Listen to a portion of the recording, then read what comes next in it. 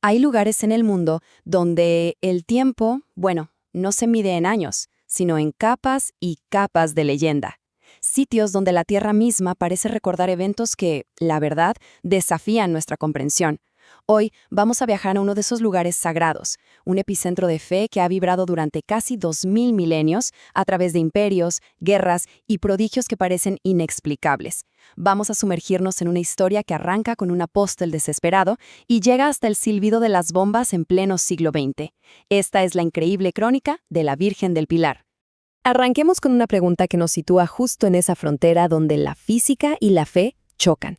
¿Puede un milagro, o sea, una intervención que se escapa a las leyes naturales, neutralizar uno de los inventos más destructivos de la humanidad? Y ojo, esta no es una pregunta teórica, es el enigma que quedó flotando en el aire de Zaragoza una madrugada de 1936. Y su respuesta, pues, depende de a quién se le pregunte. Define la diferencia entre una coincidencia alucinante y una protección divina. A ver, hay que imaginar la escena. España está rota por una guerra civil terrible. Zaragoza, un bastión del bando nacional, vive bajo la amenaza constante del frente, que está ahí nomás. La noche del 3 de agosto es tensa, como todas, pero en la oscuridad se acerca el zumbido de un motor de avión. Y no es un sonido amigo. En la mira de ese avión no solo hay un objetivo militar, está el alma de la ciudad, el símbolo más profundo de su identidad y de su fe, la Basílica de Nuestra Señora del Pilar. El avión, un Fokker trimotor, desciende sobre la ciudad dormida y suelta su carga mortal. 4 bombas de 50 kilos cada una. Una se pierde en el río Ebro. Las otras 3, sin embargo, son terriblemente precisas. Una revienta el pavimento de la Plaza del Pilar justo frente a la fachada. Las otras 2 son peores. Perforan la bóveda del templo, cayendo con un estruendo metálico sobre el mármol, a poquísimos metros de la Santa Capilla, el corazón de la basílica. Y entonces, en el silencio que sigue, pasa lo imposible. Nada. No hay explosión. Cuando amanece, la noticia corre como la pólvora. Para miles de personas, la explicación es evidente y es sobrecogedora. La Virgen ha protegido su propio templo. El relato se va adornando con detalles. Se dice que el cráter en la plaza tiene la forma de una cruz perfecta. El evento se convierte en una poderosa herramienta de propaganda. Pero casi al mismo tiempo, claro, surge la explicación técnica, mucho más terrenal. Expertos militares señalan que las bombas de esa época, que a menudo eran defectuosas, necesitaban cierta altitud para que sus espoletas se activaran. Al ser lanzadas tan bajo, los mecanismos de seguridad simplemente no tuvieron tiempo de desconectarse. ¿Error del piloto? ¿Fallo del material? ¿O fue algo más? Las 2 bombas que cayeron dentro del templo hoy se exhiben allí, como trofeos de un debate que, créanme, sigue abierto. Este drama del siglo XX, con su mezcla de tecnología y teología, es en realidad un capítulo tardío en una historia mucho, mucho más grande. Para entender por qué este lugar inspira una devoción así, capaz de ver en un fallo técnico una intervención del cielo, tenemos que rebobinar el tiempo. Y no unas décadas, no, casi 2 milenios, hasta los mismísimos inicios del cristianismo. Nos vamos al año 40 de nuestra era. Hispania es una provincia lejana del Imperio Romano. La ciudad de César Augusta, que hoy es Zaragoza, es un puesto militar y comercial a orillas del río Ebro. Y aquí, en los confines del mundo conocido, el apóstol Santiago el Mayor enfrenta el mayor reto de su vida. Su misión de predicar la nueva fe de un carpintero de Nazaret, pues se ha topado con un muro, indiferencia y hostilidad. La tradición cuenta que Santiago, uno de los discípulos más cercanos a Jesús, estaba completamente abatido. Después de meses de esfuerzo, apenas había logrado juntar un puñadito de seguidores. La tarea le parecía imposible. Su fe se estaba quebrando. Una noche, rezando junto al río, estaba a punto de tirar la toalla, de aceptar la derrota y volverse a Jerusalén. Es un momento de profunda oscuridad humana, ¿saben? Justo el instante antes de que lo extraordinario irrumpa en la realidad. Y lo que sucede a continuación, según una tradición que se ha mantenido intacta por 2 milenios, es algo único en toda la historia del cristianismo. No es una visión, no es un sueño. La tradición afirma que fue un acto de bilocación, un fenómeno increíblemente errado en el que una persona está, física y corporalmente, en dos lugares distintos al mismo tiempo. La Virgen María, que según los escritos todavía vivía en Jerusalén en ese año 40, se habría transportado milagrosamente hasta la orilla del Ebro. Se le apareció a Santiago no como un espíritu, sino en carne mortal, de pie sobre una columna de jaspe. Un encuentro tangible, real, para darle un ánimo que ninguna simple visión podría haberle dado. Y sus palabras no fueron solo de consuelo, fueron una promesa y un mandato. Le pidió a Santiago que construyera allí mismo una iglesia, y le aseguró que ese pilar, la columna sobre la que estaba de pie, se quedaría en ese lugar hasta el fin de los tiempos como un ancla de la fe. Sería un punto de conexión entre el cielo y la tierra, un lugar donde se obrarían milagros.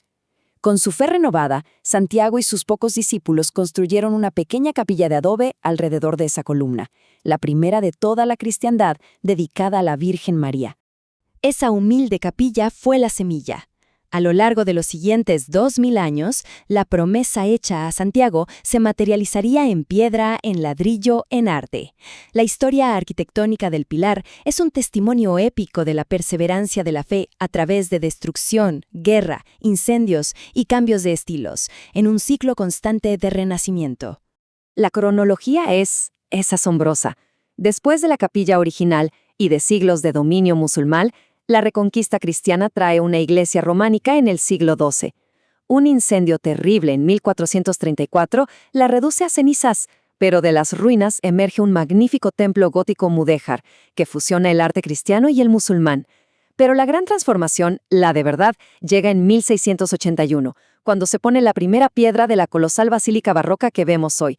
Un proyecto tan ambicioso que su construcción duró casi 300 años. Las últimas torres se terminaron recién en 1961. Imagínense. Dentro de esta basílica inmensa, todo el diseño va a parar a un solo punto. A mediados del siglo XVIII, el gran arquitecto de la corte, Ventura Rodríguez, diseñó la Santa Capilla. Y no es solo una capilla, es un templo dentro de otro templo, un espectacular joyero de mármoles, jaspes y bronces. Su única función es glorificar y proteger la reliquia original, la humilde columna de jaspe que María trajo, el pilar sobre el que se apoya toda esta historia. Pero el poder del pilar no está solo en su origen legendario o en bombas que no explotan. Su fama se ha forjado sobre todo en milagros más íntimos, personales. Y de todos ellos hay uno que va más allá de la leyenda. Un suceso tan extraordinario que fue sometido a un riguroso proceso judicial en su época, con actas, testimonios y una sentencia que lo convirtieron en el milagro más documentado y famoso atribuido a la Virgen del Pilar. Nuestra historia nos lleva ahora a 1637 y a un joven de 20 años llamado Miguel Pellicer. Trabajando en el campo, se cae de un carro y una de las ruedas le destroza la pierna derecha. Lo llevan al hospital, pero la gangrena es imparable. Para salvarle la vida, los cirujanos toman una decisión drástica. Le amputan la pierna, unos 4 dedos por debajo de la rodilla. La vida de Miguel cambia para siempre. Ya no puede trabajar en el campo, así que consigue una licencia para pedir limosna a las puertas de la Basílica del Pilar. Y ahí, en medio de su nueva vida de miseria, su devoción se hace más fuerte. Cada día va a misa. Y cada día hace un pequeño ritual. Toma un poco del aceite de las lámparas que arden siempre ante la Virgen y se lo unta en el muñón, rezando no por un milagro imposible, sino por consuelo y ayuda. Pasan 2 años y medio. Miguel, ya cansado de mendigar, vuelve a su pueblo natal, Calanda, a casa de sus padres. Y así llegamos a la noche que quedará grabada a fuego en los anales de lo inexplicable. La noche del 29 de marzo de 1640. Como su cuarto estaba ocupado, Miguel se acuesta en una cama improvisada en la habitación de sus padres.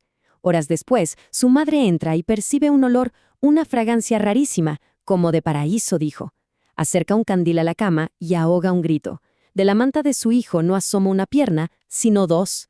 Despiertan a Miguel, que al principio está confundido, pero al tocarse, descubre atónito que tiene su pierna derecha de vuelta.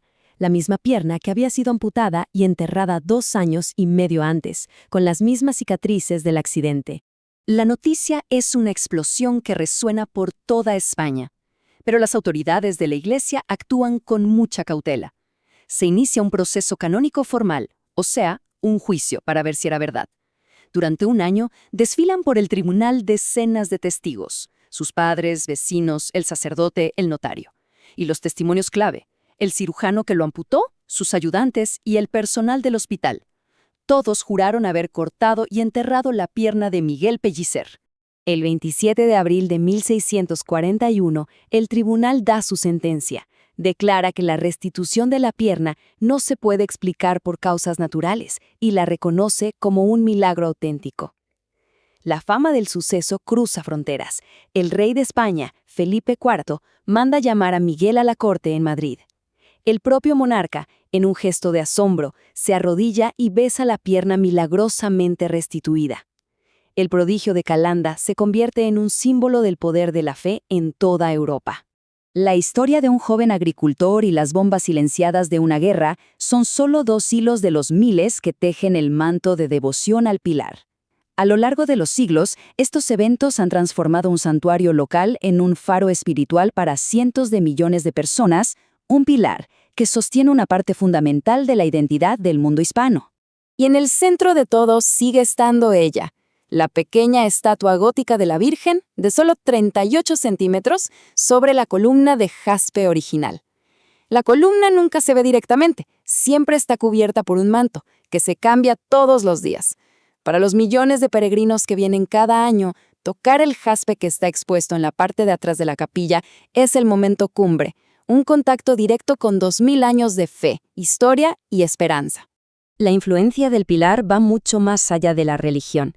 Su fiesta, el 12 de octubre, fue elegida como la fiesta nacional de España, uniendo simbólicamente la fecha de la llegada a América con el lugar de la primera evangelización. Es también patrona de la Guardia Civil. Y cada año, las fiestas del Pilar transforman Zaragoza en una celebración masiva. Es, sin duda, una pieza inseparable del alma española y del mundo hispano. Y así, volvemos al principio. Desde una aparición en los albores del cristianismo hasta un bombardeo en la era industrial. Desde la pierna restituida de un campesino hasta el corazón cultural de un imperio. El Pilar es un lugar donde lo documentado y lo creído se entrelazan hasta que es imposible separarlos. Quizás la pregunta final no es si los milagros se pueden demostrar. Quizás la pregunta más profunda es, ¿qué nos dice sobre nosotros mismos la existencia de un lugar así? ¿Qué revela sobre la necesidad humana de encontrar significado, protección y esperanza en un pilar de piedra que ha visto pasar 2 milenios? ¿Qué es lo que realmente queda cuando la historia se encuentra con la fe?